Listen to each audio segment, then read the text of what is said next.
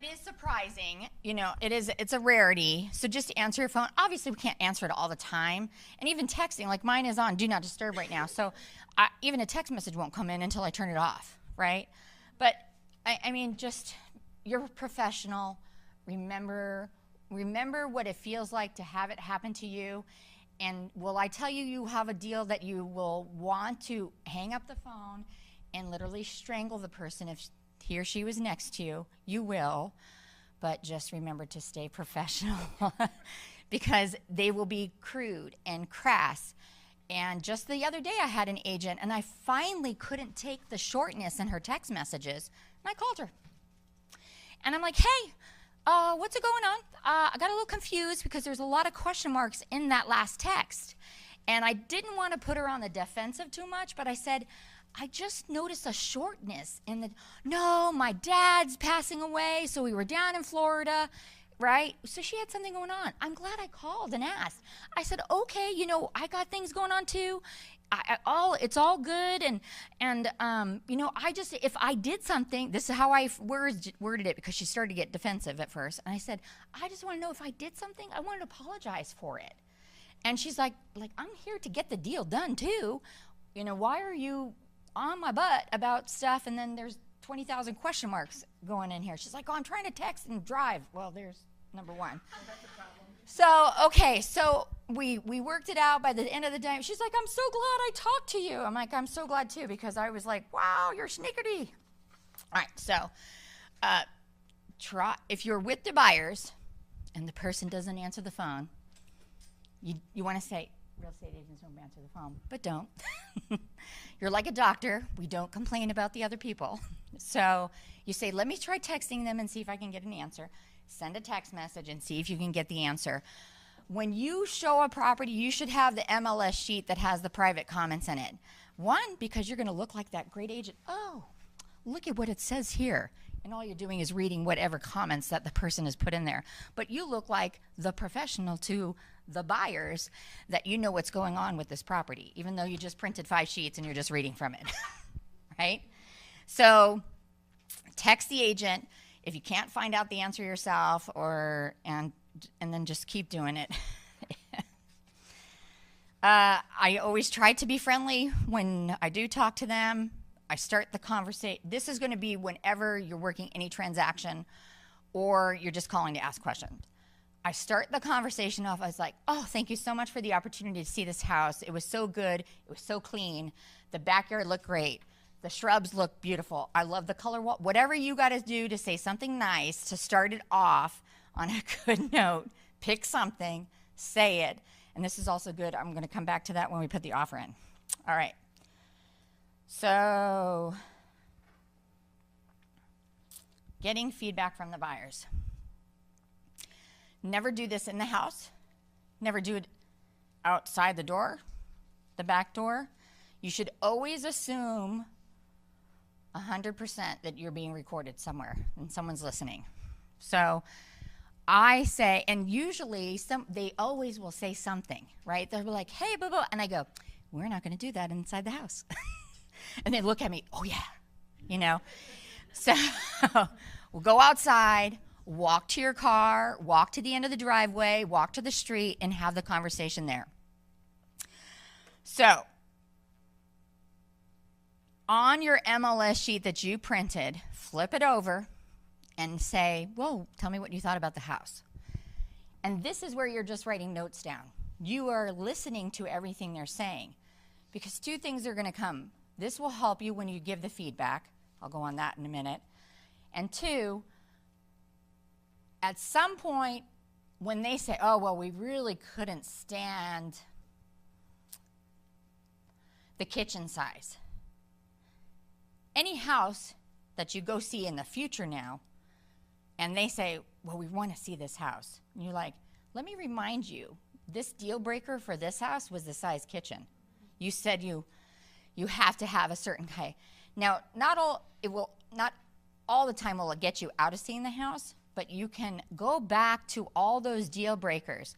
The master wasn't on the first floor. They had to have a second bedroom on the first floor.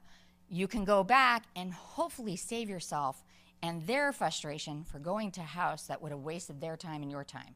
Because people like to look at houses. They just do. Not everyone does. Some people are quick decision makers. They get it. But there's just people that like to waste time and look at houses.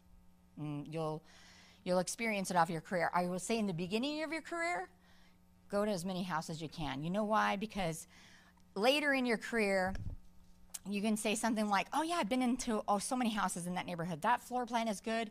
That floor plan is good. I happened to go down to Franklin one time. The couple that she told you the story about, guess what house they bought? Because I had been in it 4 years before, and I'm like, I know this floor plan.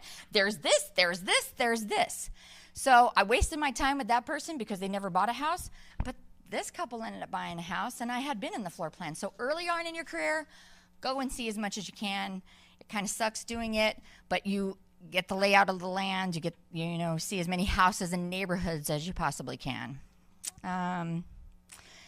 Okay, so take those notes. Then when you give feedback, please give feedback. Please. You're a professional. Give feedback. It doesn't take much time. Now, it's a pain when the agent's like, as soon as you left, they go, hey, can we get feedback from this? Still drive into the next one. We got 4 more to go. So, and even if I was putting the offer in, we still got 4 to go.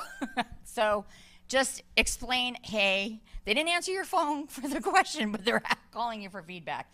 So, and I'm the type of person when I'm representing the seller, I call you. I'll ask, and I'll not call you, I'll hound you. Because the sellers want to know, right? All right, so you have your notes. All those notes will help you give back the feedback when you go to do that night. I usually do it in front of TV because it's, I'm winding down whatever I'm doing. It doesn't really take anything more than 10 minutes to fill out. Even if I saw 5 houses, it doesn't take me more than 10 minutes. All right, so this is what I'm going to say about feedback.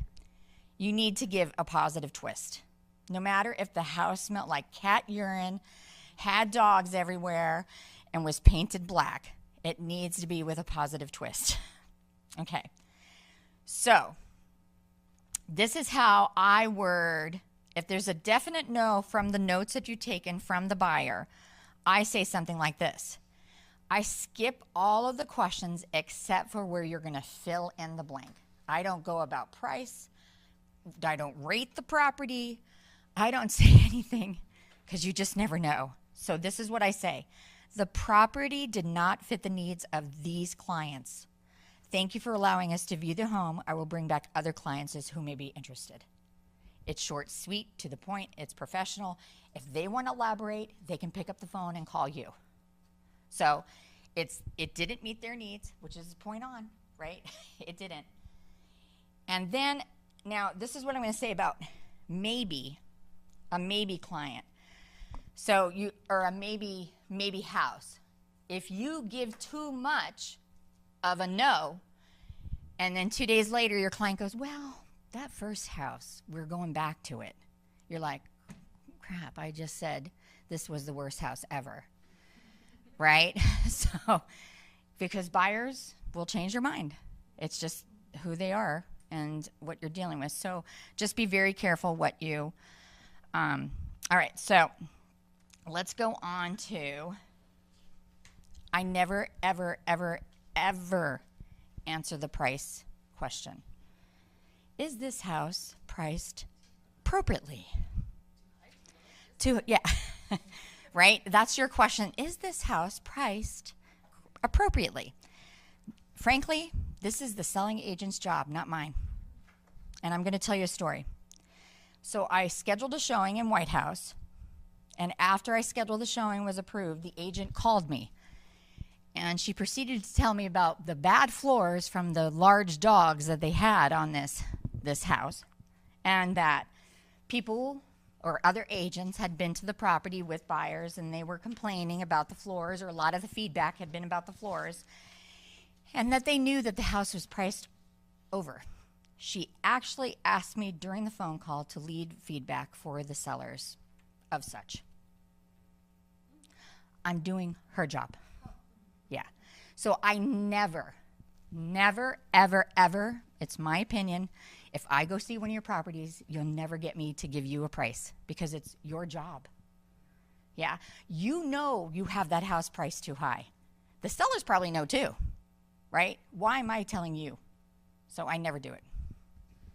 Yeah. Can you say that it's priced right or it's priced too high or Nope. without giving a number? Nope. You don't even comment on the Because price? that's the question in there. Yeah, Almost everyone uses the standard format. That's another thing. I go into showing time and I ask different questions. I don't use that standard format. And I ask 3 questions because I don't need to ask 5. Yeah.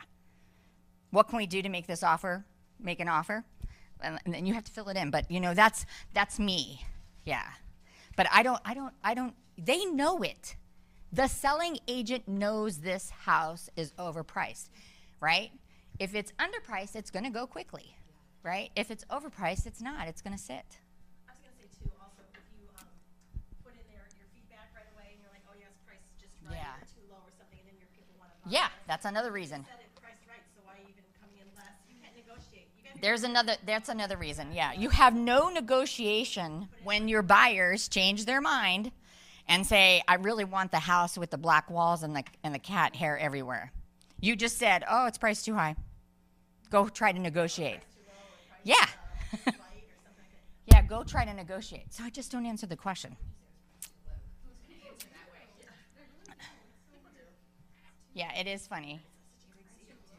All right, so everyone clear? Now choose what you want to do. This is my tip.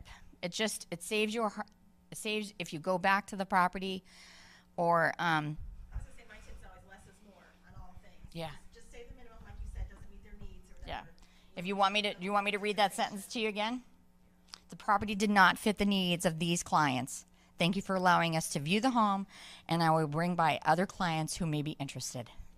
Because it doesn't say anything, so that way your client's protected. Yeah. whatever they say. And I've had agents call, oh, that you didn't leave that much feedback. And I'm like, they weren't interested. Yeah, we were seeing 5 homes that day. They weren't interested, and I'll bring by anyone else.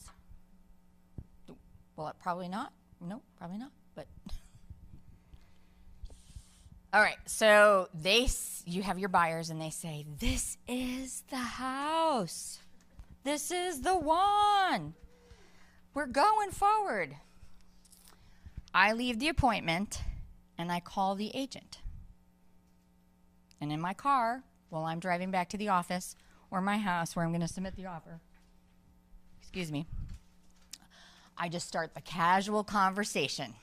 Hey, wow, we really love the shrubs in that front yard. Thank you so much for allowing us to show it.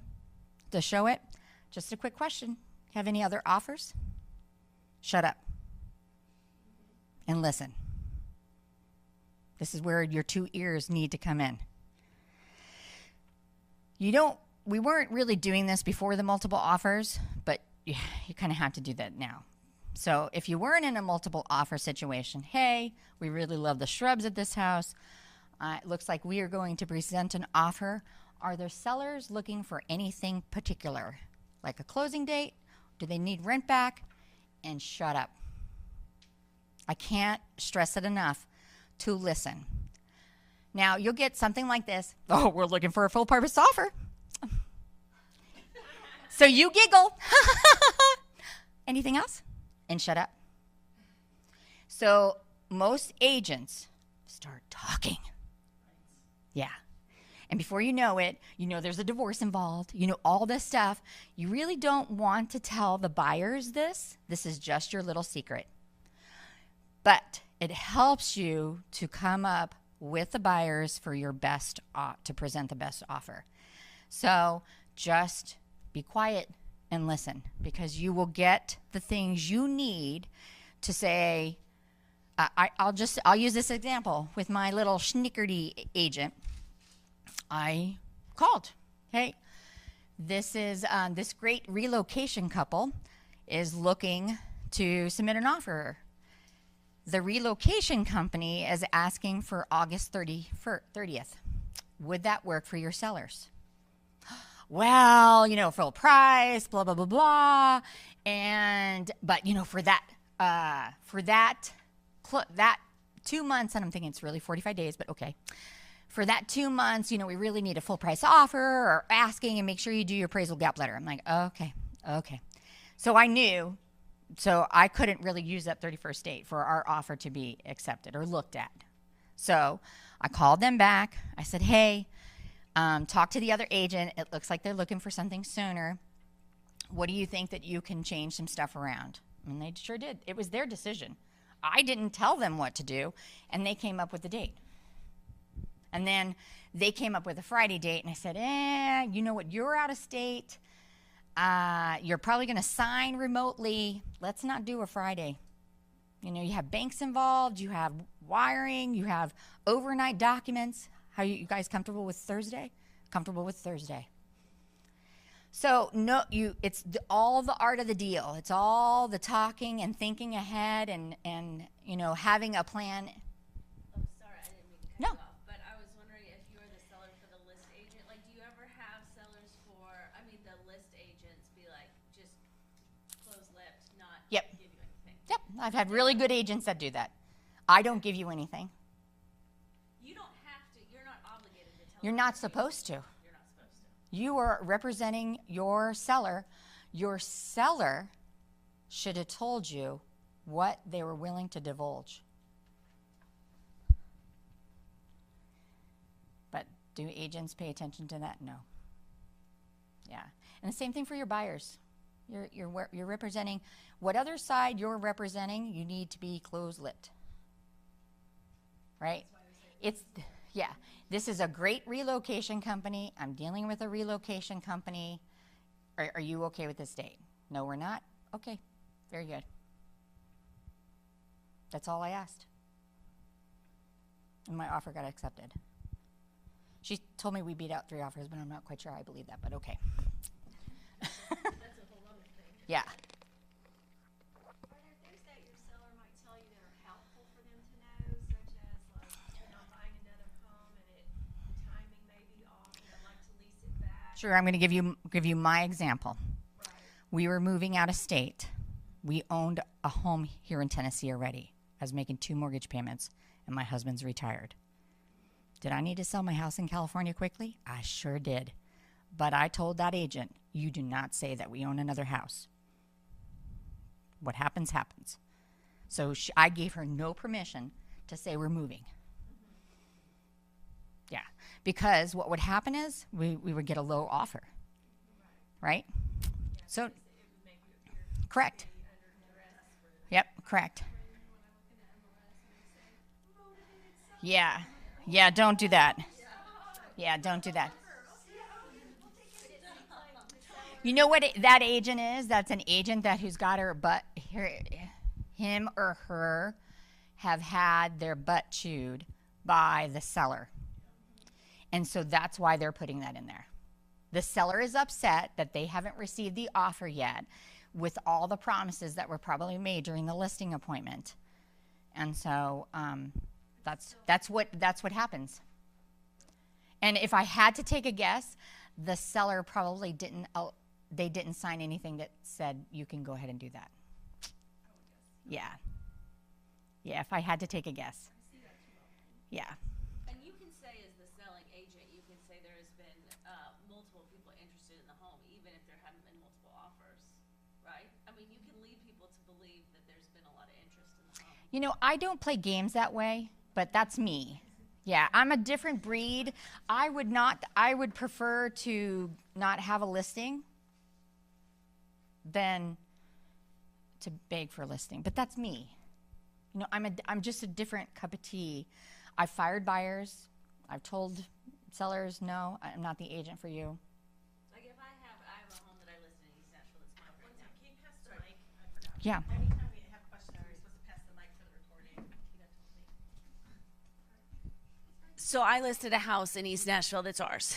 And there's been a lot of people that have walked through and a lot of interest in the property. And every single person, I was surprised by this, every single agent I've talked to has said, how many offers do you have? Or are there multiple offers? And I've said, there's a lot of interest in the property. And then I've left it at that because I didn't know what to say. Yeah, go into this. Yeah. If an agent is asking that question and they know your house has been sitting there for 10 days, that agent's not paying attention. Sorry. Okay? I had the condo. that are listed down in Murfreesboro. It's MTSU. We had wow, it's just crazy how many people.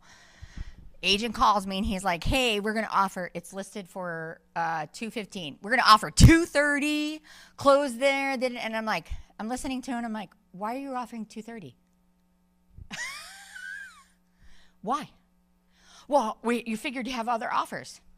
Okay, do it what you want, but yeah. Yeah. Well, and the other thing about that is, okay, so we've been living in this world where, we've been living in this world where buyers have gotten rejected over and over and over, okay?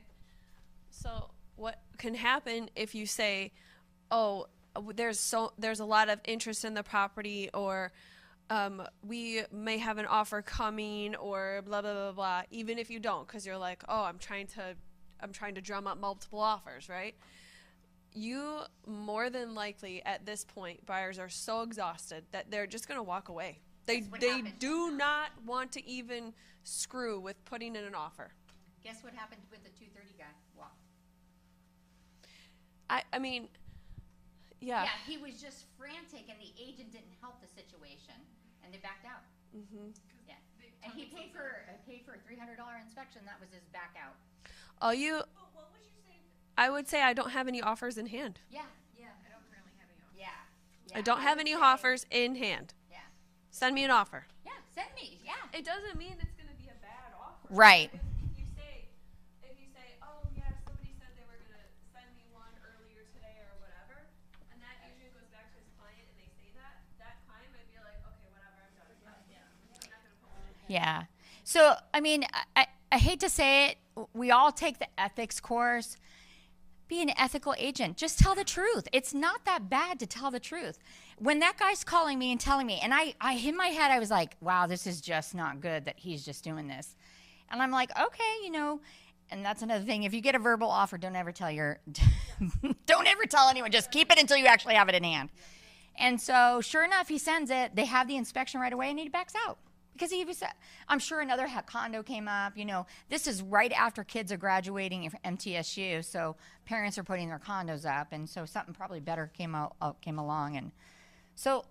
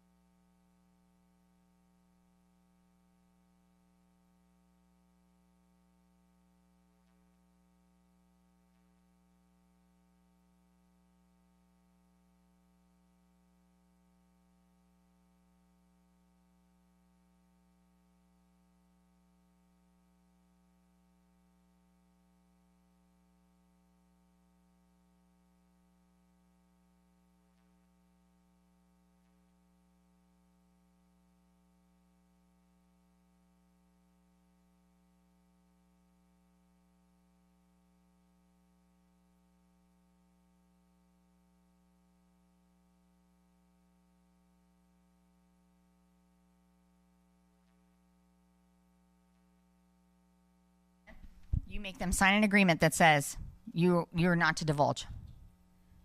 And then you just say to the other agent, my client does not allow me to hold it. Correct. That's correct. 100%. Right? Yeah, you definitely can do that. You can do it in email, but I would have them sign. The time is if you're in a multiple offer situation, You don't have time.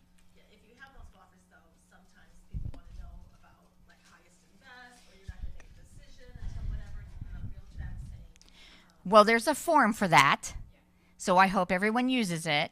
And I don't fill, when in the multiple offers situation on the form, I don't fill out the other side. I just put to all agents, buyers, or future agents, buyers on that line, right? Because I don't want to fill that in.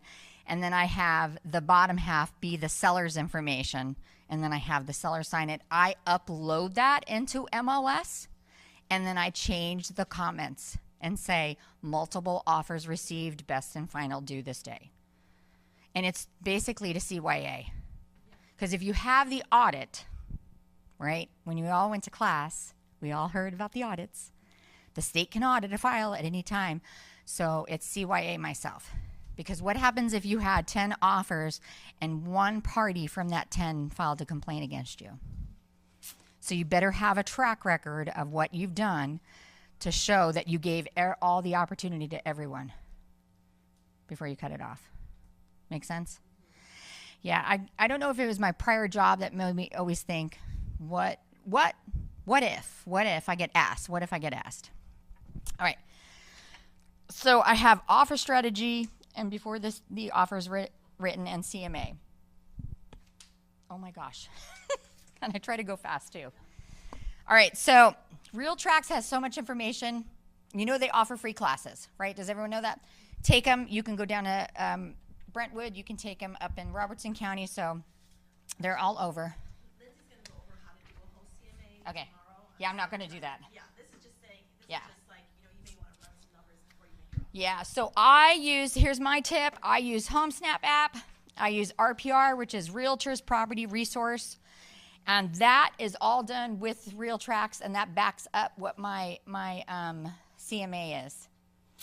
So that's HomeSnap, RPR, which is Realtors Property Resource, and they also have good information for a listing presentation. But real quick, I'm going to go into tax data,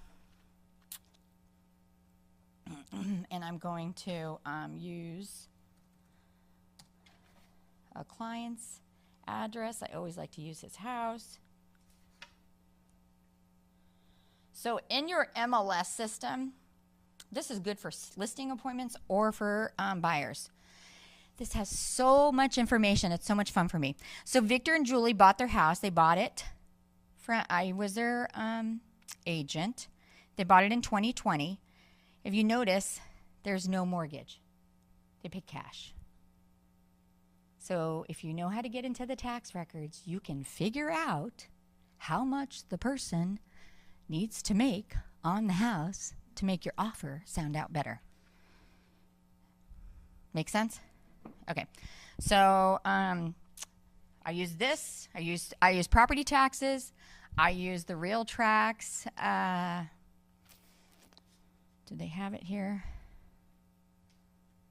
Oh, they don't have it set up.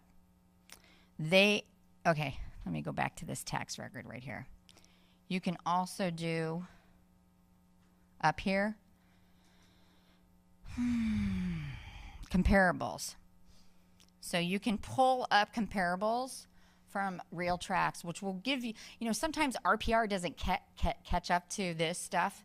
So you can do it here. I use all three to figure out where my price comes in. All right. It is a Realtors Property Resource. So it has all the tax records in there. It's from the National Association of Realtors. It's NAR's website. And why I like it, it piggybacks on people that have had a recent HELOC or a refinance.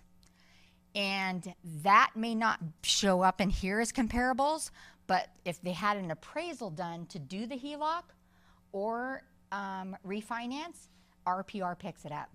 So your comparables, yep. Everything that I'm telling you is free, other than your HomeSnap is RealTracs MLS app. So you get HomeSnap for free from RealTracs, and they actually have a class on it. So you can use that too. So I use all three, and RPR gets me the best. Like, I don't know how to explain it, but it is really the best. All right, so creating a loop. So we're done with MLS. All right, so you know my strategies. Create the loop. So I'm not going to go everything over the contract, but here's what I'm going to also say. As long as my shut up and listen, read the contract. It's 11 pages. Read the contract. Read the contract. Here's my story. Victor and Julie, he's a business owner. I spent 2 hours on the phone going over everything him and his wife were signing. If I did not know what I was talking about, he wouldn't have bought a $500,000 house for me. So, read the contract at least once. Yeah. I would suggest you take that. I have taught a class here. I'm willing to do it. I can talk to you about deadlines and stuff like that. But you should, because buyer or seller, if you know what's happening in the contract in your calendar and you have the notification form, you look like a rock star to the other side. You're saying, hey, you know what? We're coming up on the 14th day for them to have a lender approval. Even though we got a letter from them, that doesn't mean anything to me. So I'm going to have you sign this notification form so this way we know the appraisal is being ordered. And then they're like, oh, yeah, you go, girl, you go, right? That's your seller excited that you're having them sign something. And then I send it over the other side. Hey, looking for the appraisal. Where is it? Here's our notification form. In that notification form, they must respond to you. They don't have to fill out a notification, but they have to respond to you.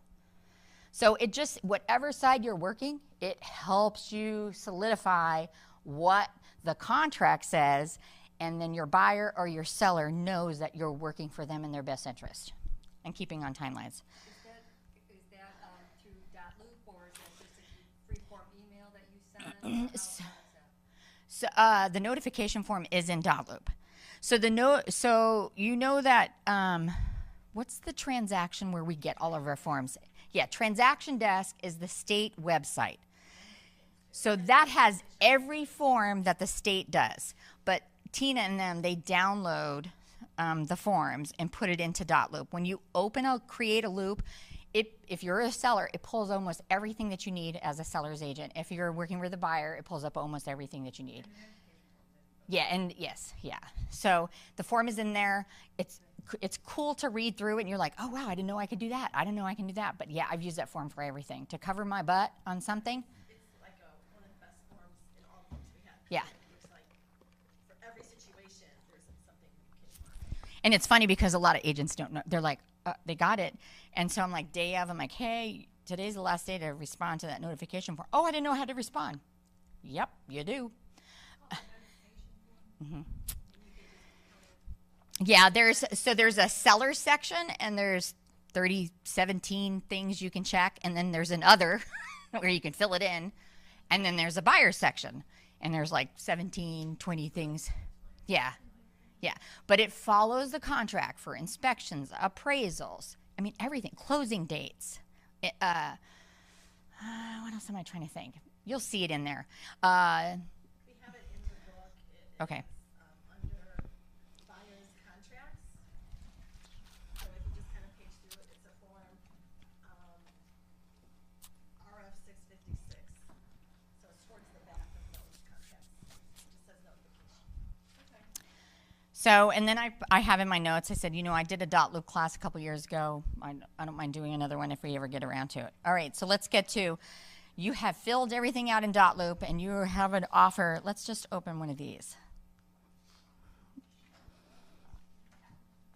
This is, all right, so these are all my documents in here pertaining to the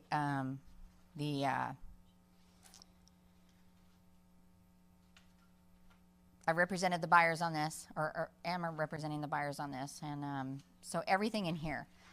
And I even put the MLS sheet.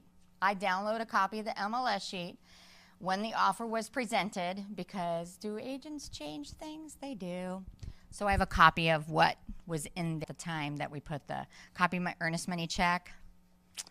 I've put emails in here. Yeah, you can download it as a PDF and then upload it.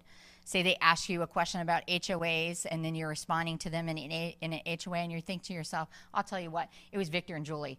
Victor was so particular, I just thought, do I need to cover my butt? I do. So I answered him. After the email went back, he answered back, thanks so much for the information. I downloaded the email, and I uploaded it to here. Do I trust people? Yes. All right. So you can upload a copy of earnest money check. You can put whatever you want in here, and then all your details. And then once I have everything, let me show you real quick. So of this transaction, all these other documents that you'll see in the light gray down here, These all come over when you start an offer. I don't want to get too much into .loop because, like I said, I'll do a training. But none of this pertained to what I need to do. I didn't have a septic at this house. So I archived that stuff. Just so I see how much stuff is in here. It can get very confusing when you start working on an offer. So I archive the stuff that I don't need just so I can kind of keep it a little bit more clear for me. And then once I have everything signed, okay, I'm getting ahead of myself. So all your documents are signed. You're ready to present your offer to the seller. I always send everything through .loop. So let me just do a test. So I'm going to send this to Tina real quick. And I'm going to show you how I do every single time because you will get people. I'm going to have to just send it to me. Oh, no, I can send it here. Okay. So you will get people that will tell you, do not send documents through .loop. No, I don't do that. So I do send it through .loop, but you have to click this attach to email. People don't click the button. So if they don't have .loop, they won't get it. So just get in the habit. Everything you send anyone, just attach it. Don't assume they have .loop. Just get in the habit of clicking that box every single time. And the reason I send it through .loop is because .loop keeps a record of everything that has happened. It even shows when you open a document. So you see this view details? Nope, that's actually going to be for the purchase. Never mind. Even if they say don't use .loop, if you attach it that way, Yep. send it, then it'll be okay with it. 'Cause Correct. they know, and I'm like, well, what And I actually I fill out a question in and say, attached, you will find blah, blah, blah. Okay? So the activity log, so you can see that Tina's been in here doing stuff. You can see who's opened. And that's why I do that way, right? It's again, a CYA level that the person has received it. Okay. So once you have sent your offer, I text or call the agent and say, hi, Susie, I have submitted an offer for the Flemings. Please confirm receipt. Now, my .loop email says that too. Attach, you will find the offer. Please confirm receipt. Do I get a response to the email? No, probably you get a response to the text message. But at least you have, and then you can go back into this activity log and verify. All right, so we're getting there. So next I have is counter offers, resolution time, multiple offers. Counter offers are no big deal. It's really not a big deal to receive a counter offer. It's more of a big deal if you don't get anything back because your deal just died. So don't be afraid or go, oh, we got a counter. It's no big deal. It's usually clearing something up and or countering a price. And at that point, you just counter back. You just talk to, this is what we received. Well, how do you want to move forward?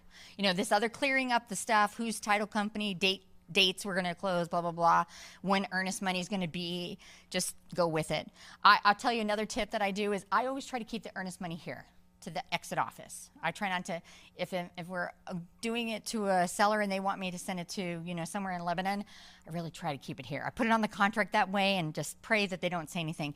And the reason being is because if the deal falls bad, you are now having to rely the 10 days or so for the other company to get a check back to your clients, and they may not have another earnest money to put down on another offer. So if you keep it in-house, not to say that Tina's not going to wait for the check to be cashed, verify funds were there, and then they can write a check, it's a lot easier and could be sooner than if you had it somewhere else. So I try to keep the check in-house. That's my tip. All right, and then the same thing for multiple offers. Multiple offers, no big deal. Same thing. You go back to your buyers and you just ask, we're in a multiple offer situation. What is your best and final?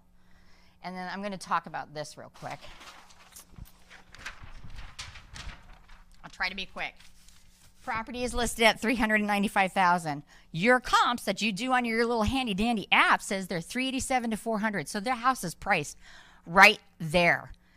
They have multiple offers, and you must have your best and final offer in, and those buyers want to offer $410,000.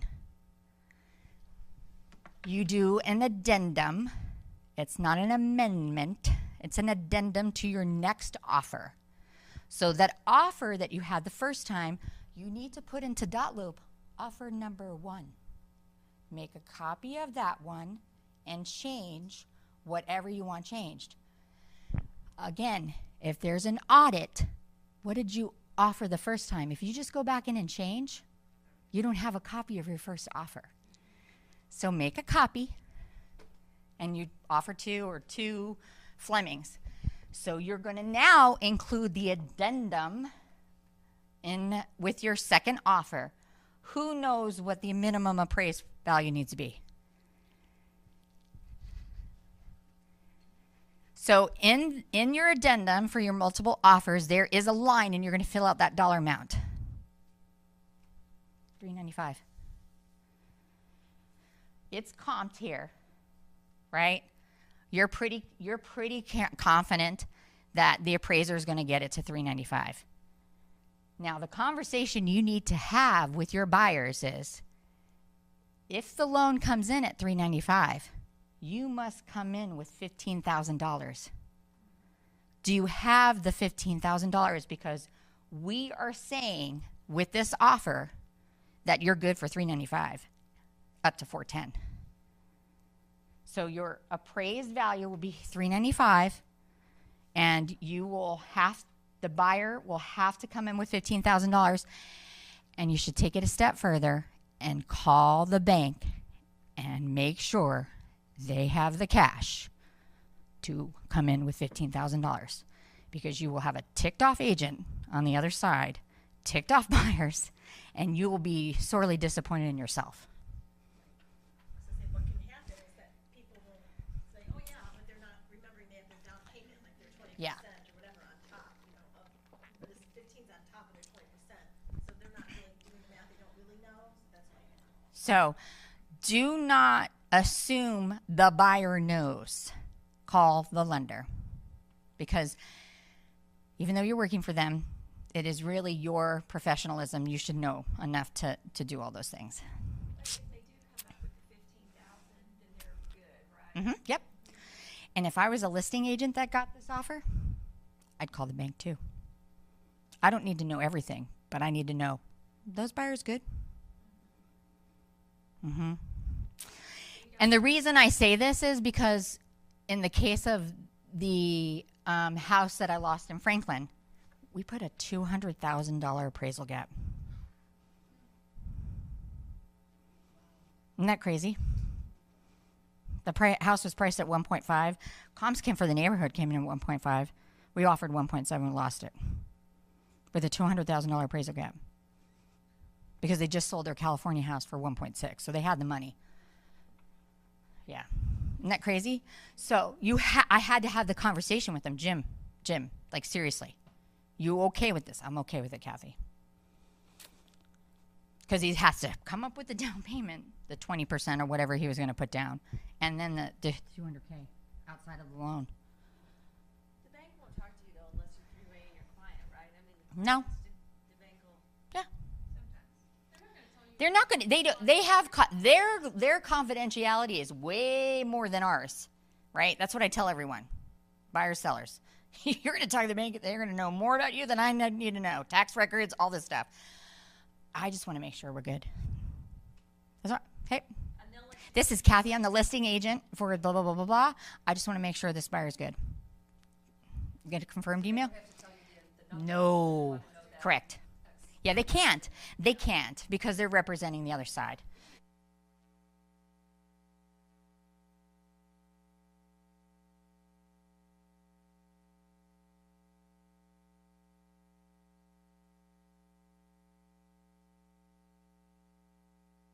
Love saying that. If I can convey anything to y'all, don't take people's words for what is happening. Just stay on top of everything. It is no big deal to say, hi, you have the letter, you have his email address, your telephone number, blah, blah, blah, blah. And you know what? They're always looking for business too, right? So I have called lenders and had conversations, or I just send an email. Hi, this is Kathy. I'm the listing agent for blah, blah, blah. Well, I have your letter in hand. Thank you so much. And I just want to make sure and verify that we're okay for this client to move forward. CC the other agent. Yeah.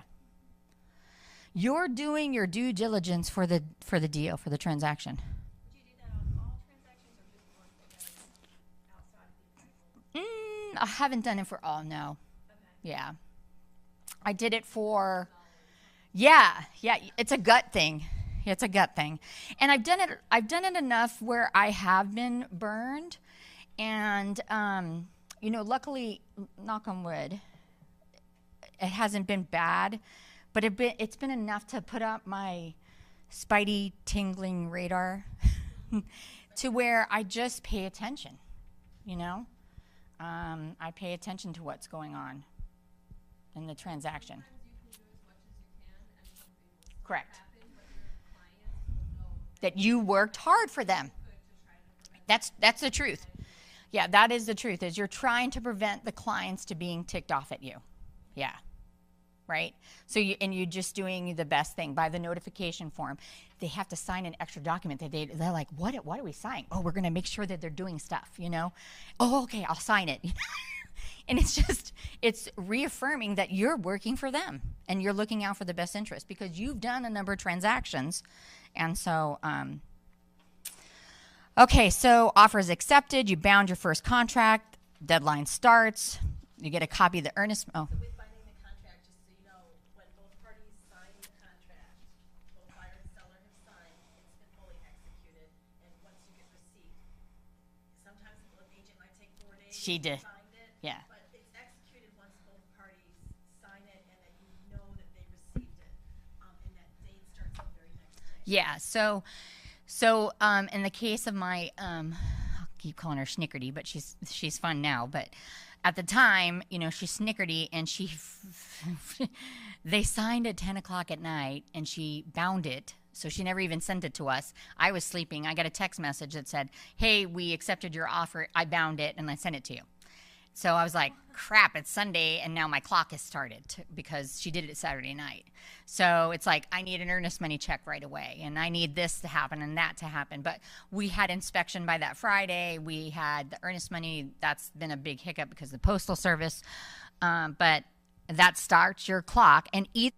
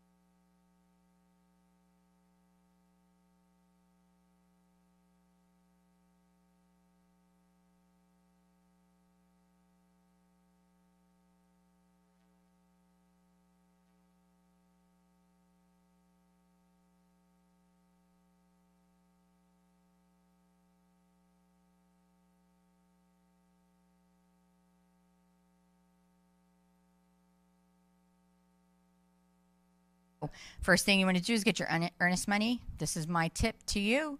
Have them fill it out to Exit Real Estate Solutions. In the memo comment, I have them put in the address of the house that they're buying. And then before they mail it, I have them send me a text message picture of, yep. And that is right here. So you can see what it looks like. From your handy dandy Dotloop app, see how big it looks? That Dotloop app will allow me to upload a pic to a PDF. So that's how I did that. Or you can come in and scan it if you want, or whatever you want to do, or print it out email it to yourself, print it out as a PDF. I mean, however you're going to figure it out, because this will only accept PDFs. Yeah, I have that too. Yep. Well, they were mailing it from out of state. But however you need to do it, because you need to start sending documents to people. That starts your clock. Title company needs to know. Lender needs to know. The other agent needs to know. So here's my tip for documents that are signed by both parties. Both agents need. So if you ever get confused what needs to go where, both parties signed. Not your listing agreement, not your buyer's of rep agreement, because only one party signed. Both parties signed any documents, both agents get a copy. And most likely lenders and title, etc.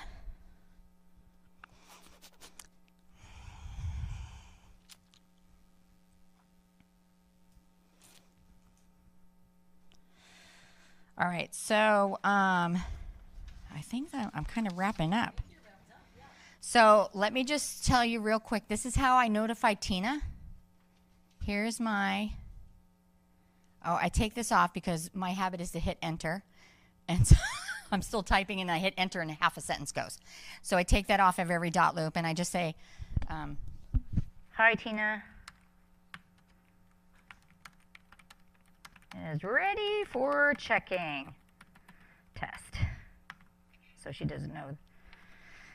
And then I hit send. Like I said, I have a habit of hitting enter so quick.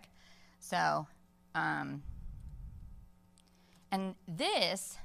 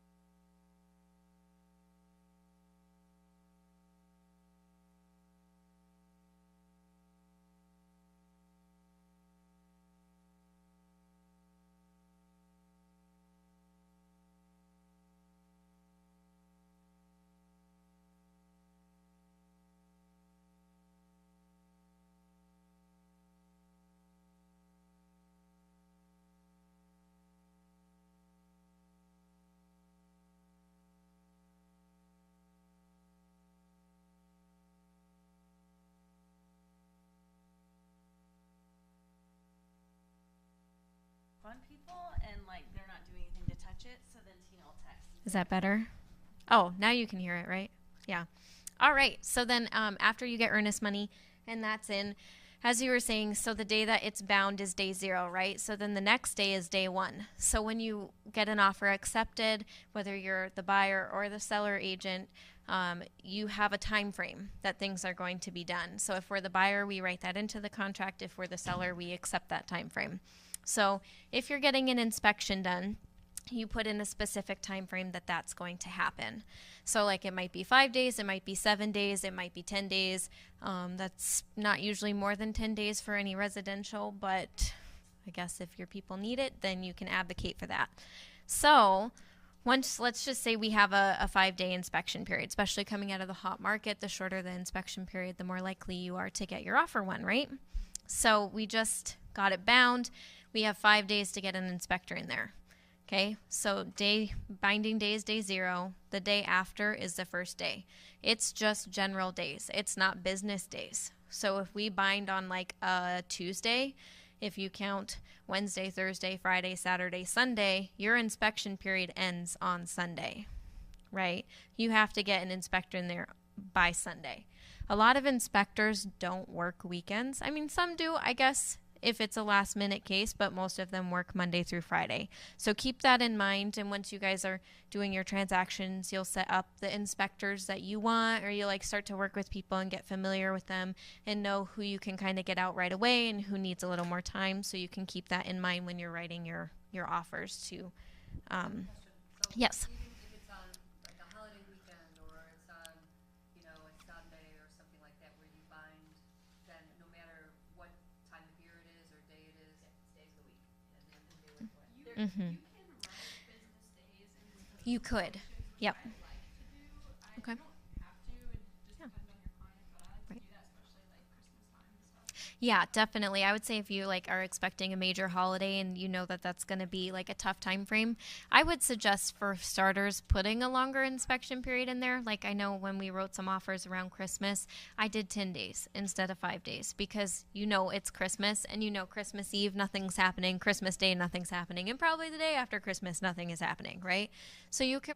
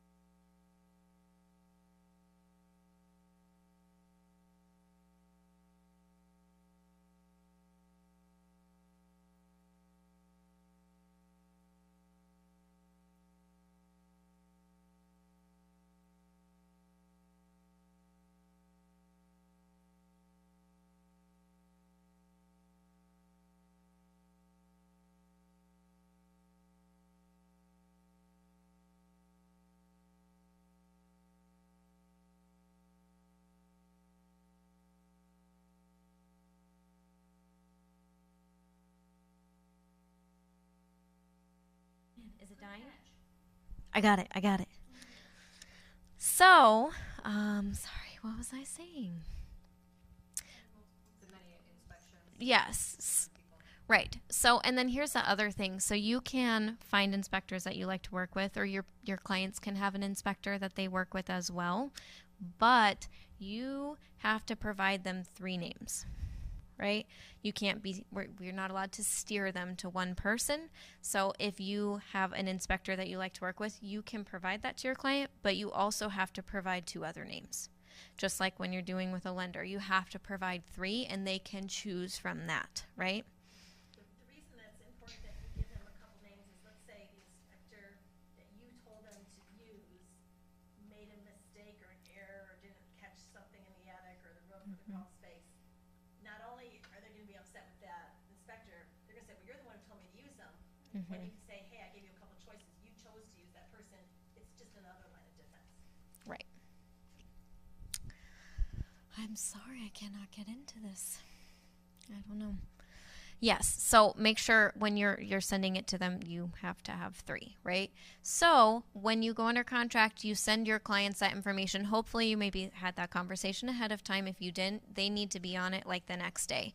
They can pick their inspector. So you send the information, whether they have their own or you're sending recommendations, they pick it, and then either they can call and schedule it or you can call and schedule it. Personally, I do it for my clients if they're comfortable with that.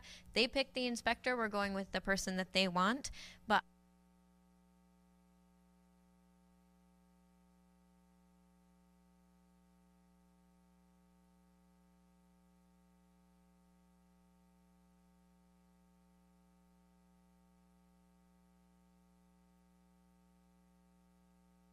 if it's 3 days, it might be 3 days. It could be 1 day, right? It just depends on what's happening and what your contract is. But you have to get them in there in that time frame. If that inspector cannot make it during that time,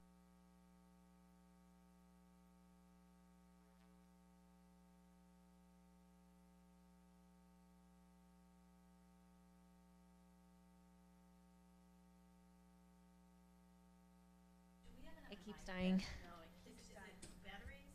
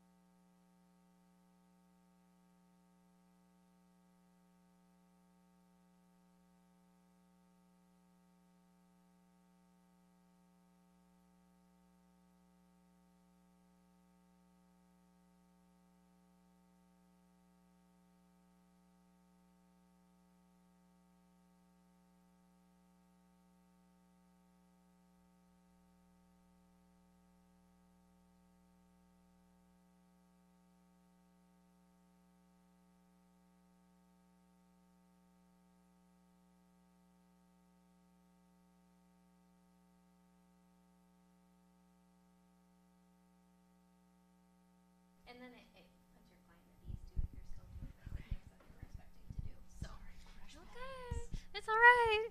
Okay, so yeah, time frames. My recommendation, the way I keep this straight, the minute I get bound under contract, I have a Google Doc that's like a active working doc, and I will go in and I will pull up my calendar and I will put every single date in of everything that is due. So I'll go in and put like when earnest money is due, inspection is due, resolution period is due, final walk, closing. I'll do all of it, and it all goes into this doc. So then every morning I check the doc and I know this is due today, this is due today, this is due tomorrow, this is due next week, so you know, so you don't miss any time frames, because they are very sensitive. And if you miss a time frame, like on the inspection, good luck.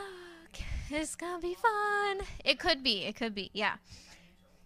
So Wait, where do you put this in that it notifies you? just a Google Doc. Just a Google, Yeah. Oh man, why can't I get this to open? Let's see. Also done that. I just have like a running Google Doc, and there's an app on your cell phone, so you can open it at any time. And it's basically like a Word document, except it lives on Google, and you can always change it. And it's in the cloud. Yeah, it's Like, you're never going to lose it because it's there. It's on, yep, you can edit offline. So here it is, my upcoming important dates. So like this is, and I highlight them once I'm through them.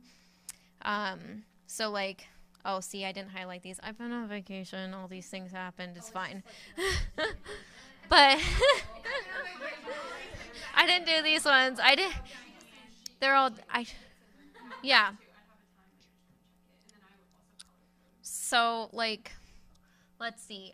This one was bound. So like if we're following this Overton, it was bound on 5/20. So then I have like earnest money due, and then it's inspection, and then final walk is right here. So like, and there's other contracts in here. So I don't do it just per contract and then do a different one for another contract. I do all of it. So I have all my deals, and it's all in order. So it's like 5/26, 5/27, 5/28, 6/1, 6/2, like, and so on. So I don't ever miss a date. It's just in here, and I go put all this in as soon as I have a bound contract, and I know exactly when everything is due. So I don't miss any of those days. You only have maybe like until Kevin gets. Yeah, sorry, I'm talking too long. Yes. So when you go to resolution, so let's say we have inspection and they want this, this, and this fixed, you can submit a proposal. So technically the proposal should be submitted first, and that's going to be like in .loop. It's one of your documents. The proposal is what you're asking them to do, and you will kind of negotiate back and forth with the seller until you guys come to an agreement. At that point, then you do the amendment. Right? So the proposal looks like this. We're not going to autofill. You would do like 1, and then they could come back with 2, and you could go back with 3, and however many you need to do with a binding agreement date and the list of items to be repaired. Okay, and so then the person who's proposing it signs it, but the other person does not. If they send a proposal back with a signature from the seller, that's not a valid document. You still have to do the amendment. Okay, this is just you proposing that this is what's done. Wish list. Proposals and wish list. Right. The amendment is what's bound to amends the PSA. Correct. So then once you have come to an agreement, then there is the amendment, repair, replacement, amendment. This is what you have already agreed upon. So this should not be the first time that they're seeing this document. You fill it out with all of the repairs, the time frame that it has to be completed within. And then I would put in specific language, like if it's being done by a licensed professional, they need to provide documentation, and you need to be able to go see that repair, right? Like you need to be able to make sure it happened, which again would happen in final walk, but it just has to be there. And then the buyer and the seller all sign this. If you need question or need help on like specific language, then ask our brokers, because they're amazing. I ask them like all the time, hey, how should I word this? Because they know what they're doing. So yeah, I think, am I missing anything? And maybe appraisal. Appraisal. The dreaded appraisal. They're so great. So the appraisal is of real property, right? The bank sends it out. We don't have any information. If we're the buyer, we don't even get to know when like the appraiser never calls us. They'll call the selling agent and schedule with them. If we're the selling agent, they'll call us and schedule with us. I'm not going to talk about whether or not we should meet them. I don't. So I'm not going to go there. Do you have something you want to add to? No? No, it's just appraisal, that's the next step. Once the inspection's all through, then you're just waiting for the appraisal to come through. Once that's through, you're communicating with the title company back and forth with whatever docs they need. And yeah, the appraisal, that's kind of all through the lender. You don't call an appraiser. So the appraisal is ultimately paid for by the buyer. Mm-hmm.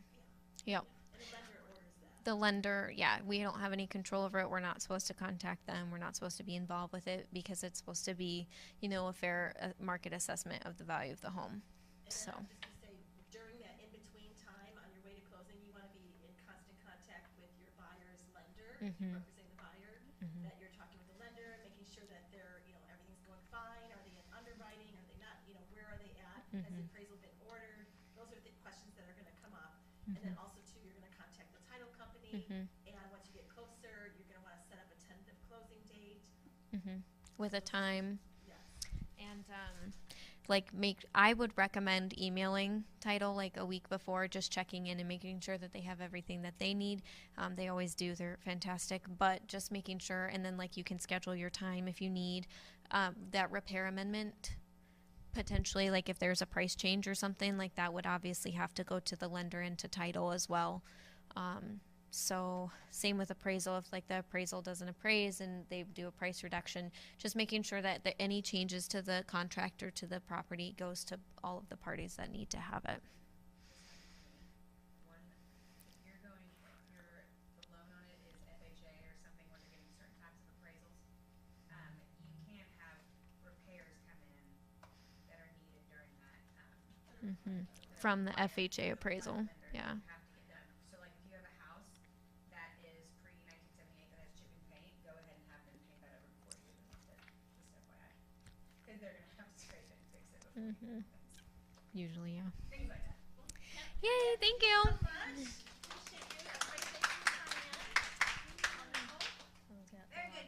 Good job. Yay, good job. So our next speaker is Kevin Williams. He's an attorney with Title Solutions. Everybody flips in their book to Pathway to Closing, you're going to see a closing disclosure and an ALTA survey or an ALTA statement. And so Kevin's going to talk to us about some of that title stuff and what that all means. And you have to hold the microphone. I'll hold the microphone. So has everybody had lunch? Everybody's a little bit logy. Now the lawyer's going to start to talk. Oh my God, who did I piss off in another life to end up here? Well, I can't promise you that this will be particularly interesting. I will do my best to make it interesting, but it is important. So, what do title companies do? Title companies do two key things. Number one, they make sure that the people who think they own the property and who the realtors think owns the property actually do own the property. We're going to talk about that in a little more detail. And number two, we make sure the money and all of the documents go where they're supposed to go. All right? So we make sure that the owners own it, and we make sure that the money gets and documents get circulated the way they're supposed to be circulated. All right, so I don't want you guys to write any of this stuff down, but I do want you to kind of have a little sense for it. First thing I'm going to say is we call ourselves the United States of America. We're really the 50 little United Nations of America, and Kentucky and Tennessee might as well be Belgium and France. When it comes to stuff like this, each state's laws control, and each state's laws are a little different. Some, like out west, wildly different. I'm only talking about Tennessee. Tennessee is similar to some other eastern states. They all have their own flavors. I'm only talking about Tennessee. So in Tennessee, we have an ancient creaky land title system that we inherited from the British because we used to be English colonies. I kid you not. we got our independence and we said, oh, we're going to keep following this English common law stuff anyway. Even though we hate the king, we're going to keep on following his law. To the extent that even today, July the 19th, 2022, on occasion, rare, but it does happen, on occasion we can say in court, Judge, we ought to do it this way because that's how they do it in England. It's kind of like the Mac Daddy of English common law, right? You know, that makes sense. Well, it doesn't really make sense, but you know what I'm saying. So, when you go to buy a car, you get a piece of paper back from the state. In Tennessee, it kind of looks like dollar bill paper with green printing. And it says certificate of title. And if you ever actually sit down and read one real closely, and I got to admit I was pretty old for I ever did the first time, but it says something roughly like the state of Tennessee has determined that the person listed on the front of this form owns this car, right? So they got your name, they got the car, they got the VIN, you know, so on and so forth. The state has decided you own the car. That's not the way it works with real property. Real property is dirt and things attached to dirt, right? The dirt I'm standing on indirectly, and then this building is real property, right? And instead of getting a title, we get a deed. The grantor or seller will sign a deed, deliver it, all these are magic lawyer words, by the way, deliver it to the buyer through the title company, and then ultimately that deed is recorded with the Register of Deeds. The Register of Deeds in Sumner County is behind the Super Walmart in Gallatin in what we call the Taj Mahal. You know, supposedly because it's a very elegant, expensive building. It really isn't. It's a nice governmental building, nothing good or bad about it. And when someone goes to buy a piece of property, refi a piece of property, subdivide a piece of property, whatever, somebody has to look through all of those records to make sure the person who thinks they own the property actually does the property. It's called a title search. You start with the most recent deed and you work your way back, typically 60 years. And you make sure that no one has off-conveyed a little piece or there's been no judgments, or it's a long, involved process. I was taught how to do it when I was actually in grade school. I come from a legal family, so this is what we do for fun. And, and in those days, we actually had to physically go to the Register of Deeds office, and they had these, you know, great big bound books, and you'd slap them on this sloped table, and you'd flip through, and then you'd take notes, and you'd shut it, and you'd go and get another one. Nowadays, it's all computerized, and rarely do we have to go physically to the Register of Deeds office, although I will confess that I still usually do, because I just like to be there. Instead, we do it by computer these days. And so, ultimately, an independent title searcher searches the title, gives a report to us, we examine the title, and hopefully everything's okay and we can go ahead, right? Sometimes things are not okay. You can imagine with a stupid system like that, and it really is a stupid system, there's lots of chances something can go sideways. So that's why God made title insurance. Title insurance is an insurance product where a great big company, in our case, Old Republic National Title Insurance Company, it's in the Fortune 100, for a very small sum of money compared to the risk they've got, agree to step in and make things right if something goes wrong. That's basically the upshot. Why is it a small amount of money? Because you almost never have a title claim. It happens, but it's real rare. But by God, when it happens, it's a big deal. You know, and who's the first person who's going to get called if something comes up? The real estate agent. That's you, right? So in the unlikely, have you ever had one? A title claim? No, I don't think maybe I did something like about a fence or something. Nah, that's not really a title claim. No, so it's super, super rare. And you can comfort your clients by saying, hey, look, you got title insurance, don't worry about it. We'll work it through, it's not a big deal. But that's why we have title insurance. And it's a small amount of money versus the risk. You know, $1 million house might have a $4,000 title insurance policy because these accidents are so rare, these mistakes are so rare, but they do happen, and that's why we have title insurance. So that's title. That's title searching. That's making sure the owner, or who we think is the owner, is actually the owner. Sometimes who we think is the owner really actually isn't. Now, usually we catch that up front. I've got one with poor Brian Blankenship now where it was a duplex, right? Side A and side B. They sold off side B. They were conveyed side A. The new buyer was conveyed side A. So he's trying to sell A, and it already belongs to somebody else. That's a particularly weird one. We're still working through that. It's about in a month now. All right, so money and documents. What kind of money is it? Well, there's obviously earnest money. That is the money that your buyer tenders in good faith to bind a contract. And the way I like to put it is cash equals commitment. You put some cash on the line, you are more committed than if you don't. There is also cash to close. Your buyers will typically have to have some cash to close their transaction on top of their earnest money. And there are loan funds, right? Not too many people can buy a house for green cash money.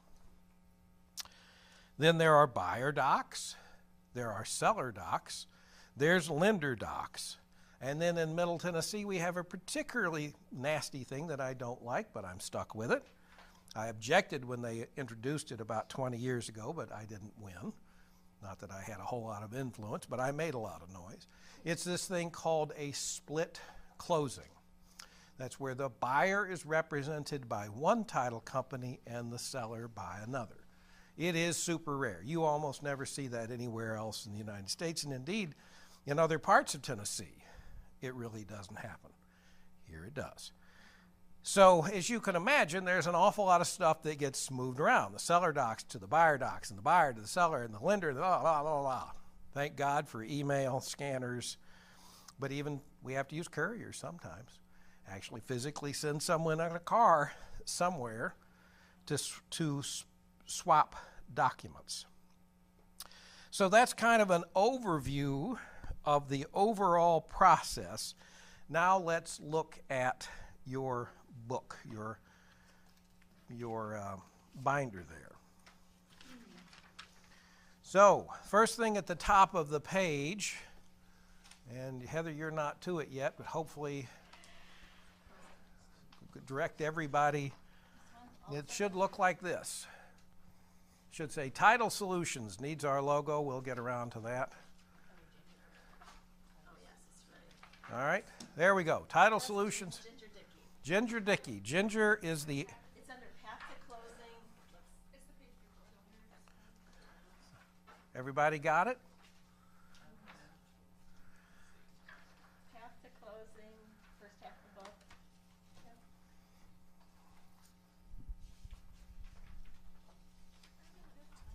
So path to closing is it's going to go, there's title and home inspections 101, 17 considerations, 56 types of turbulence. And then it's after that, buyer's check of things that'll happen before closing.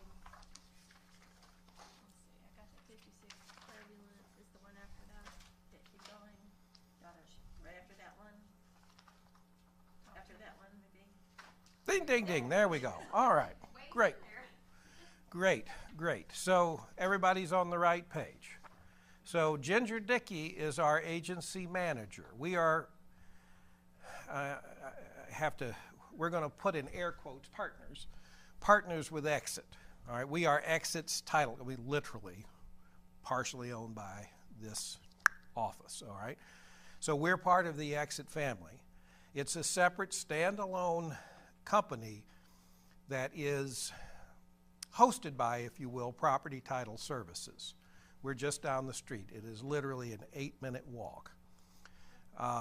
We may eventually move back here, but we were originally here, and then Ginger Dickey, she was my neighbor years ago when she was a little kid, so I know her as Ginger Tucker, and you'll hear me say that sometimes, had a baby. And so we had to fill around. Her baby's name is Charlie. He's 4 weeks old today. She's 4 weeks old today. So that's why Ginger isn't here and I am. So I am Kevin Williams. I'm the lawyer. So I want you to write there or put in your phone or whatever, wherever, however you can get to it the best, my telephone number, my cell phone number, 615-293-2994. 615-293-2994. I live on a horse farm. I am always up. I am always around. Horses don't care if it's Christmas or New Year's, July the 4th. Well, they don't like July the 4th because of all the firecrackers, but they don't really care, and I am not formal. So if you need to call me on a Wednesday night at 10 o'clock, by gosh, you just go right ahead. It is best generally to text me. When I'm on the tractor, I listen to books on tape. And for some reason, the signal for a phone call usually doesn't go through, but the signal for a text does. I don't know why, not going to figure it out. Always best to text first. I'm a technophobe. I don't like any of this crap. This is an iPhone 6, right? They're up to 13 or 14 now, right? This is a 6. This is 6S. Oh, boy. So if you've got a question that you need to have answered, and ideally, it'd be nice if you waited till business hours, but if it has to be answered at 10 o'clock on a Wednesday night, by God, you call me at 10 o'clock on a Wednesday night. Let me help you. Obviously, I can give you legal advice. That's part of what I do. I can do what lawyers call wordsmith. I can make pretty words.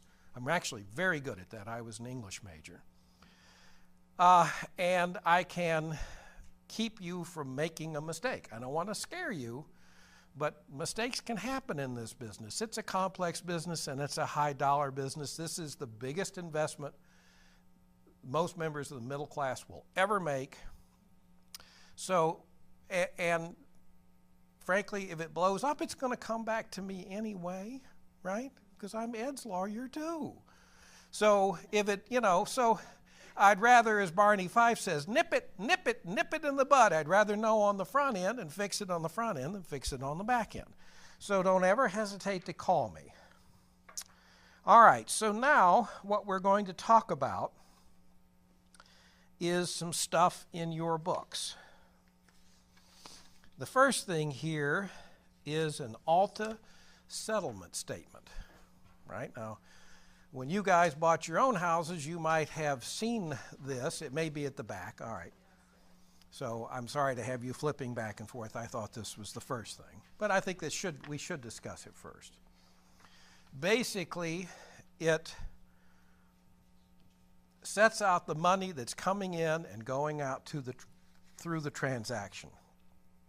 In the left-hand columns, we've got the seller. In the right-hand column, we've got the borrower-buyer. And, for example, we've got $424,500 on the sale price of the property and the seller credit. That means the seller's getting the money. And in the debit column for the buyer, that means the buyer's paying the money. And then we've got, once again, on the buyer side, we've got a deposit. That's the earnest money. We've got the loan, $416,810. We've got lender credits. Oh, they were very generous, $13.75. Then we've got prorations of taxes. Have we already talked about prorations of taxes? No, so we're going to talk about that for just a second. Property tax accrues every day. In Middle Tennessee, it is not terribly substantial, but it stings a little bit. And so it is the typical practice to allocate taxes between the buyer and the seller as of the closing date. The seller gives a credit to the buyer for taxes that have accrued through closing And as you can see here, it's got 1/1/22 to 7/13/22. So they take it away, debit the seller, credit the buyer. That was city taxes, likewise the same thing with county taxes. That is not a law. That is a practice, that is not a law, right? And sometimes, especially with a cash deal, and especially with older people who, want X number of dollars out of this property, I don't care what you pay, but I'm going to walk away with $500,000. I'm not selling, right?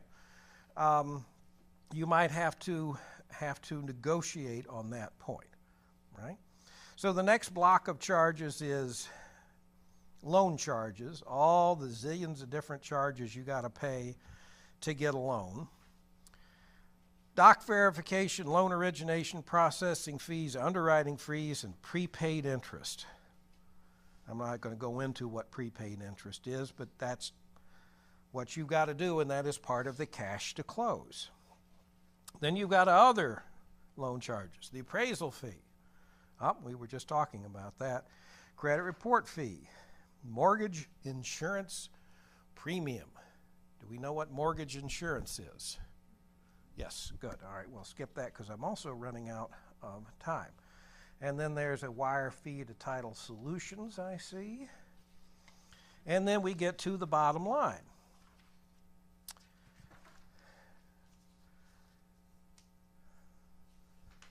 Oh, I skipped a page, gosh. Oh, it's double-sided. Who did that?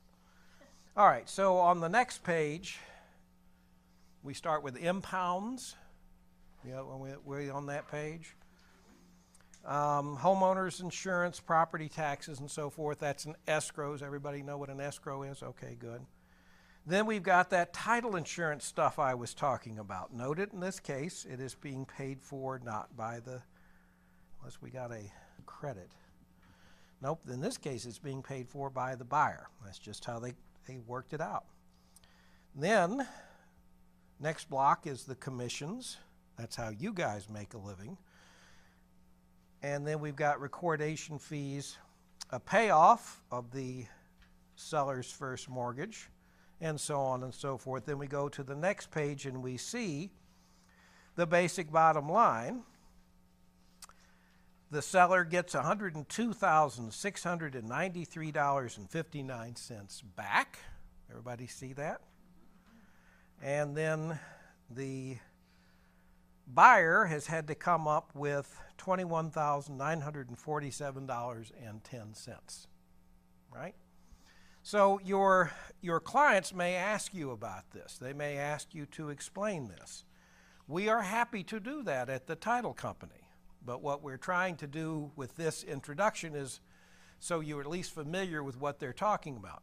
I got this ALTA statement today by email. What is that? Well, that just tells you where all the money goes. Well, I see a charge here for $88.40. What is that? It says optional. I don't want to pay that. Well, let me refer you to Title Solutions, our in-house title company, and they'll explain how all that works. See, isn't that easy? Now, don't give them out my cell phone number. They can call during regular business hours, all right? Well, but I'll talk to clients, too. I'm just saying don't let them call me at 10 o'clock on a Wednesday night to ask about $88.54. They will pay it, by the way. It's not really optional. Technically it is, but it isn't. All right, so this next document is these same numbers arranged in a different way. It's called the closing disclosure, or the CD. For those of you who are old enough, you may know this under the old term and old form, a HUD, a HUD 1. You'll hear about HUD 1s. Oh, they've been gone about 10 years now, but we'll still say, well, did you get the HUD? No, we now have the closing disclosure. Your lender will be sending it to your buyer. That's primarily where you will see this. This is the buyer side CD. And I think we've got a seller side CD in their package too. Yep, so the other closing disclosure is a seller side. We have new privacy laws that came into effect And so everybody's real goofy about who gets to see what is called non-public private information, or NPPI.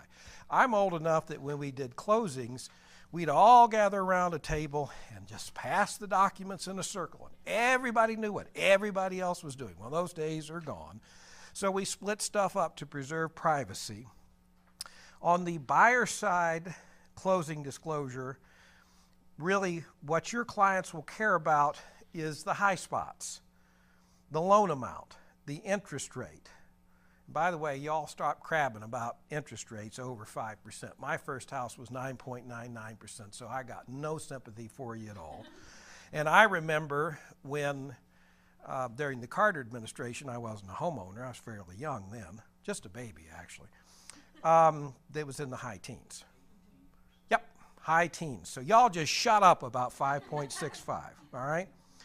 Then it says, do we have a prepayment penalty, a balloon payment, which you rarely see these days, but some of this stuff's going to creep back in.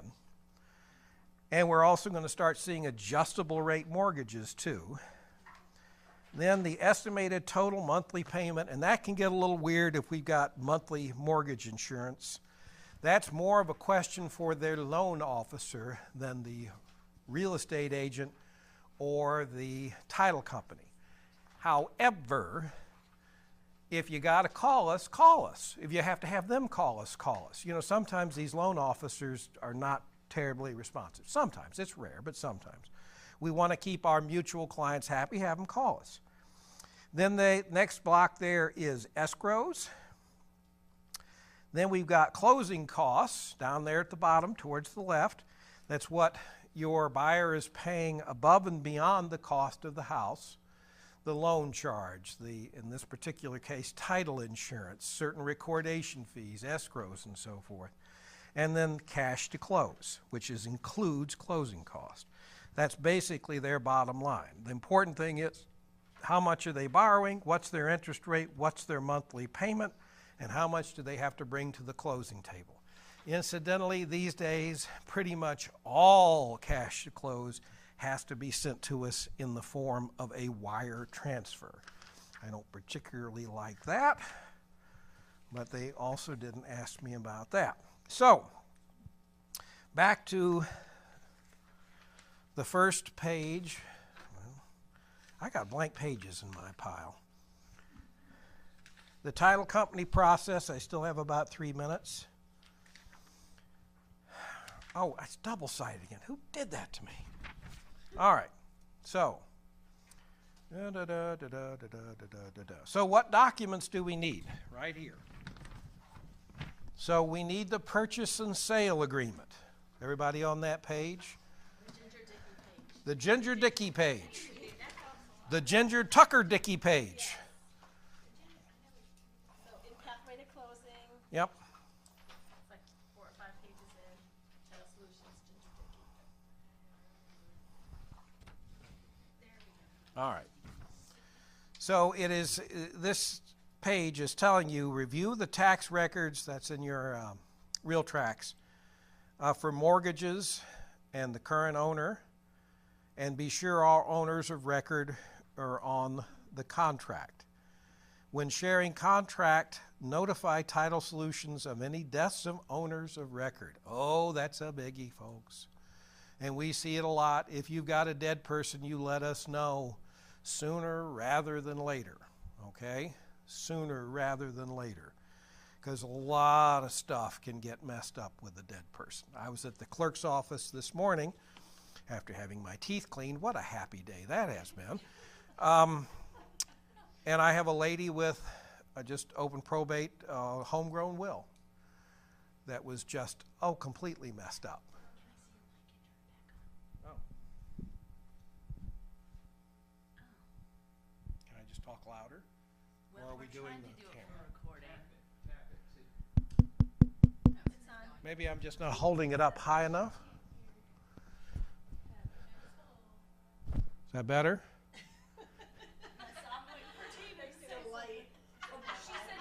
Better, okay. I feel like Lily Munster. Does anybody old enough here to remember the Munster? She'd go to bed every night with a cow lily on her chest. So I'm Lily Munster. Anyway, things can get messed up. Don't assume if you've got a dead person, it's going to be a problem. Just assume it going in. And if it turns out to not be a problem, great. And if it is,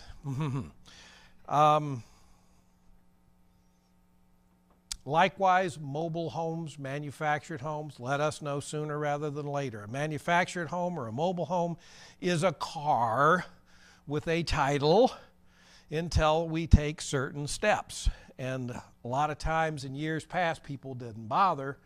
Now we're taking these things more seriously, and they can become a problem. And all of these things can, slow down your closing or stop your closing. The worst case scenario is when you got somebody in the parking lot with a loaded up U-Haul and 4 dogs and 9 cats and 3 kids, and you go, sorry, we can't let you into the house today because. Does that happen? Sometimes. Pretty rare though. When is the right time to share in dot loop, or my favorite, fax, or an email? Once the inspection has been completed and agreed upon with the sheriff's in dot loop. What do we need? We need the purchase and sale agreement. We need any and all counters and amendments to offers. If you change the price or any of the terms, if you don't tell us, we won't know. So if you go to closing, you're like, oh, well, we reduced the price $10,000, or we increased the price $10,000, or we did this or did that. That's another one of those cases where we might have somebody in the U-Haul who doesn't get to go into their new house that day, because you got to tell us. Confirmation of commissions and base fee, copy of the earnest money fee. We add the base fee. We're pretty good about doing this stuff because, once again, we're part of the Exit family, and we don't do anything for anybody besides Exit on the Title Solutions side. We will have to communicate with your seller on payoffs. We'll have to communicate with your buyer about its lender. There's all sorts of things that we got to do. But just trust me, in the long run, you get me the contract, we'll take her from there. It's a learning process. We don't expect you to get it right the first time. Okay? All right, so see, it was almost exactly 30. One more thing. And at the end of the day, this is what happens. You get a nice, big, fat commission check, which I'm going to take upstairs to Tina. All right, any questions?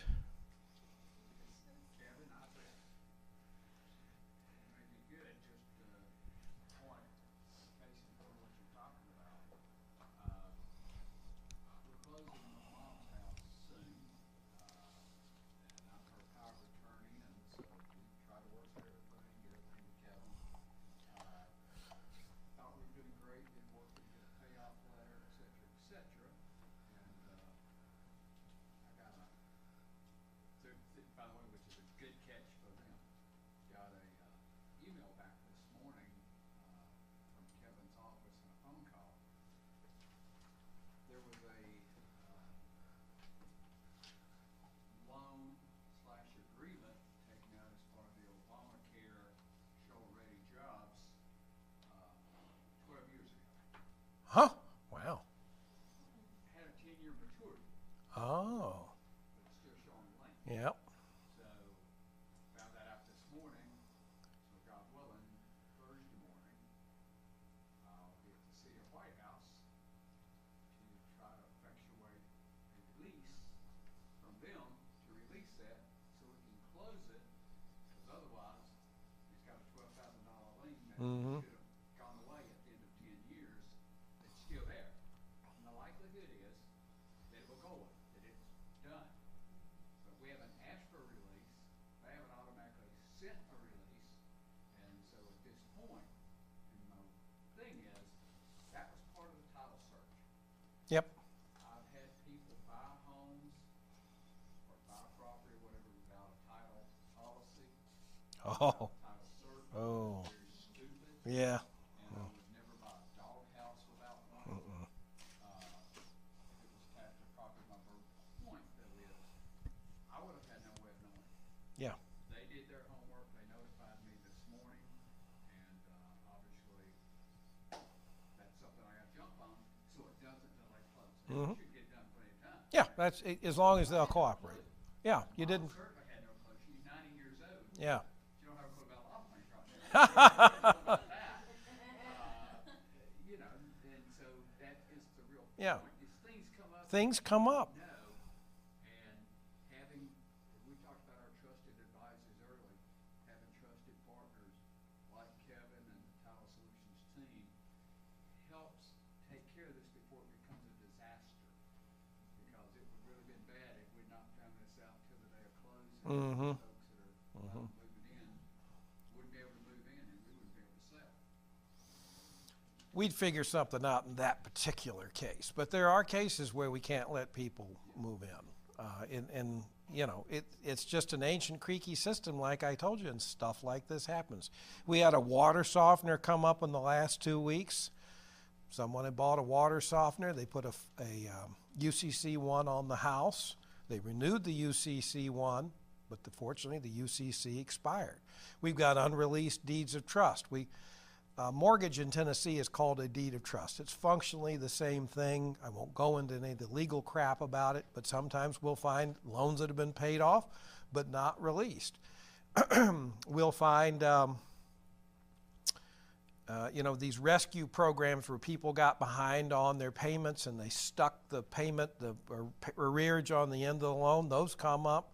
You know, there's all sorts of things. That's one of the reasons why it takes 2 or 3 weeks to close, because we've got to search through all this stuff to protect everybody. And it is an ancient creaky system. I just can't press a button and everything pops out okay. All right, we look forward to doing business for you. We appreciate you being in the Exit family. Call me if you need me. Thank you, Kevin. Appreciate you for coming. Thank you for taking the time out. Okay, so it is 3:05, and we have one more activity that we're going to do. So, Julia, let's have some fun, all right? Okay. So we're gonna play a little game, and this is this beach ball has a bunch of questions that we kind of discussed today. So it's just today's questions. So we're just gonna toss it to and from each other. Wherever your thumb lands, maybe you could read that question out loud and do your best to answer it, okay? So that's the game. So you ready to play? You can stand up, okay. Can I put the microphone down for this, since, you know, this is probably, we're gonna stop recording. See you all tomorrow.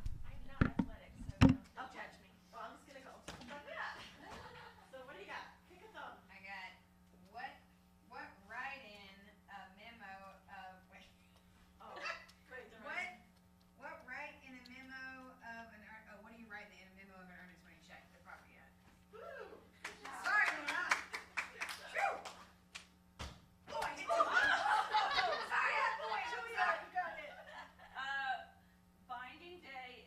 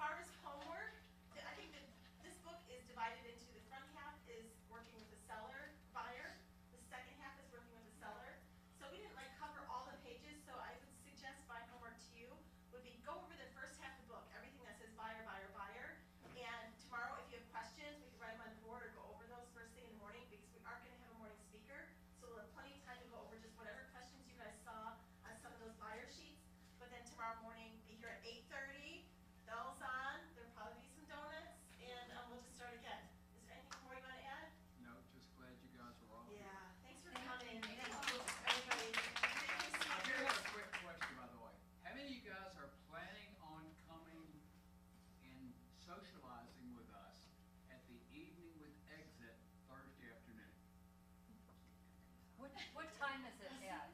It's 5 to 7. 5 to 7. We need you. I know I'm leaving too. I forgot I'm leaving Winston. If you can come even for 30 minutes, whatever, just please come. Please, we need you, okay? Okay, thank you. Class dismissed. Good job, everybody. Yay.